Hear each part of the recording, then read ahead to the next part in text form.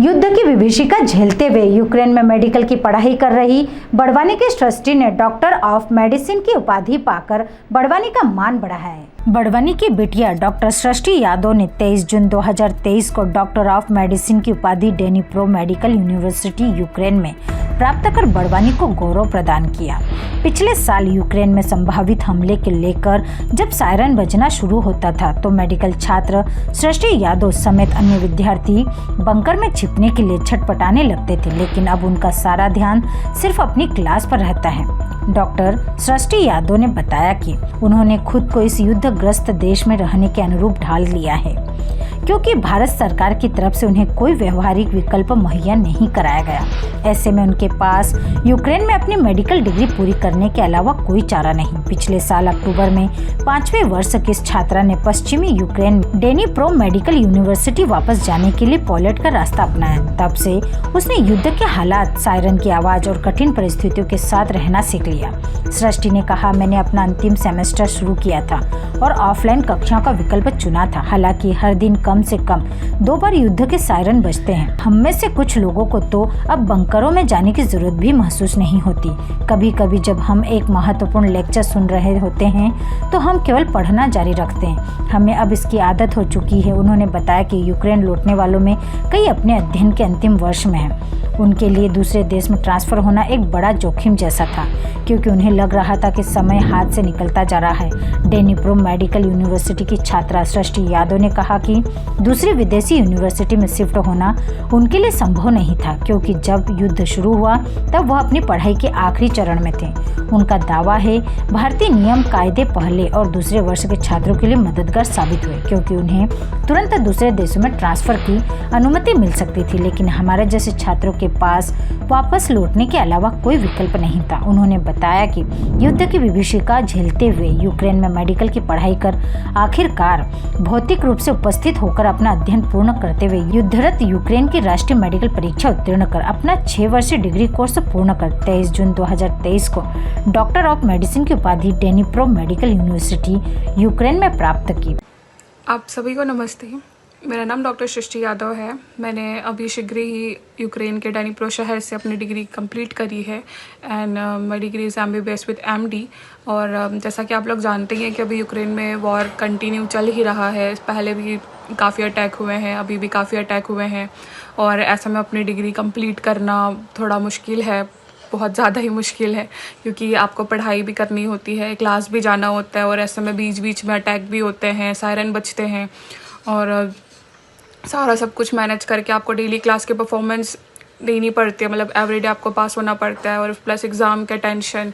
और जैसा कि ये मेरा फाइनल ईयर था तो मैं अपने फाइनल ईयर के लिए तो ज़्यादा ही पढ़ना पड़ता है।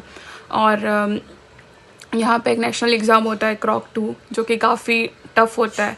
बट इस साल का एग्ज़ाम काफ़ी पहले से भी काफ़ी ज़्यादा टफ़ था। फिर भी हम सब लोगों ने हार्ड वर्क किया, उसमें पास हुए, अपीयर हुए। और ऐसे वॉर में वापस आना मेरी अपनी खुद की इच्छा थी, क्योंकि हमारे पास और कोई ऑप्शन नहीं था। लाइक इंडियन गवर्नमेंट ने ये कहा था कि आपको ऑफलाइन ही डिग्री कंप्लीट करनी पड़ेगी, और ऑनलाइन तो वो लोग एक्सेप्ट कर नहीं रहे थे। अब ऐसे में ट्रांसफ़र लेने का भी एक ऑप्शन था, बट ट्रांसफ़र में काफ़ी चांसेस थे। लाइक कोई भी ट्रांसफ़र हमें सेम ईयर में नहीं मिल रहा था। अगर मैं यूक्रेन ना आते हुए अगर मैं कहीं और कंट्री में ट्रांसफ़र लेती, लाइक किर्गिस्तान, कज़ाकिस्तान और जॉर्जिया, जहाँ काफ़ी लोग गए हैं, तो मुझे अपना 1 साल फिर से रिपीट करना पड़ता, क्योंकि मेरा अभी फाइनल 6th ईयर चल रहा है। तो अगर मैं कहीं और ट्रांसफ़र लेती तो मुझे 5th ईयर वापस से रिपीट करना पड़ता, और ऐसे में मुझे अपना साल बर्बाद नहीं करना था, इसलिए मैंने यूक्रेन में आना कंटिन्यू समझा।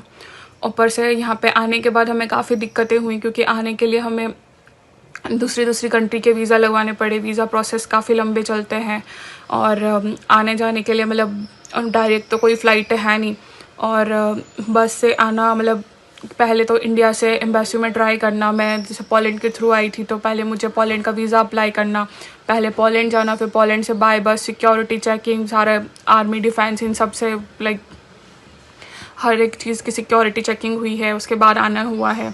आने में भी काफ़ी दिक्कतें आई हैं, और आने के बाद हम लोगों का क्लासेस भी ऑफलाइन था।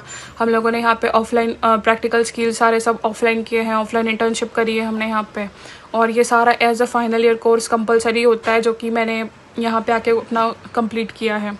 और इन कंप्लीटेशन के साथ साथ हमें काफ़ी दिक्कतें हुई हैं।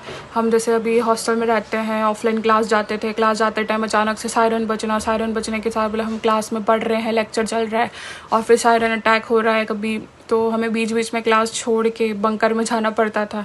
तो ऐसे में काफ़ी डिस्टर्बेंस हुआ है, बट स्टिल पढ़ाई तो करनी पड़ेगी ना।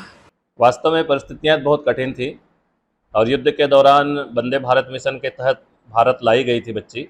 उस समय वो 5वें वर्ष की परीक्षा दे रही थी और 5वें वर्ष की परीक्षा देने के उपरांत भारत आई थी। उस समय परिस्थितियाँ ऐसी हो गई थी, ऐसा प्रतीत हो रहा था कि कैसे इसकी डिग्री कंप्लीट होगी, क्योंकि भारत सरकार की ओर से भी कोई सकारात्मक निर्णय नहीं हो पाए थे। इस बीच जब 6ठे वर्ष की उसकी पाठ्यक्रम प्रारंभ होता है, यूनिवर्सिटी का दबाव था कि भौतिक रूप से उपस्थित होकर आप लोगों को पाठ्यक्रम करना है। भारत सरकार के भी निर्देश थे कि जो लोग भौतिक रूप से पाठ्यक्रम करेंगे उन्हें 1 साल का इंटर्नशिप करना होगा भारत में आकर। लेकिन बाद में ये भारत सरकार ने निर्णय ले लिया था कि जो लोग भारत में रहकर ऑनलाइन स्टडी कर रहे हैं उन्हें भी परीक्षा का अवसर मिलेगा, भारत में परीक्षा आयोजित होगी, उसे देना होगा और उसमें उत्तीर्ण होने के बाद 2 साल की इंटर्नशिप करनी पड़ेगी। लेकिन जो विद्यार्थी वास्तविक में शिक्षा ग्रहण करना चाहते थे, वास्तव में डॉक्टर बनना चाहते थे, बहुत सारे विद्यार्थी पोलैंड या दूसरे देशों के रास्ते से यूक्रेन गए और उन्होंने सफलता हासिल की है। सर एग्जाम के दौरान भी हाँ, ये युद्ध के कारण स्थितियां हमेशा सायरन बजते रहे, बच्चे परेशान हो रहे, बंकर में जाते रहे। लेकिन जिस वक्त परीक्षा हुई थी उस रोज भी कुछ ऐसी परिस्थिति हुई थी। उस रोज भी सायरन बजा था, पास में कहीं बम गिरा था। बच्चे लगभग 1 घंटे तक परीक्षा प्रश्न पत्र छोड़कर बंकर में गए थे और उसके बाद वापस आए थे। वापस आने के बाद भी उन्होंने अपने निर्धारित समय में अपना प्रश्न पत्र पूरा किया और सफल हुए। सर आप एक पिता हो, कि गंभीर हालात है और वहाँ बच्चे कैसा महसूस कर रहे हो? बहुत अच्छा फील कर रहे हैं, क्योंकि परिस्थितियां निश्चित तौर पर कठिन थी। हमें ऐसा लगता था कि कोई ऐसी घटना न हो जाए, क्योंकि अक्सर ये बात होती थी कभी भी परमाणु युद्ध हो सकता था, इससे ज़्यादा भयभीत थे। लेकिन बच्ची ने बहुत मेहनत की और अपने आप को उसने सेफ रखा और उसका कहना था कि ऐसा कुछ नहीं होगा और मैं सफल होकर आऊँगी। बड़वानी से आदित्य शर्मा की रिपोर्ट।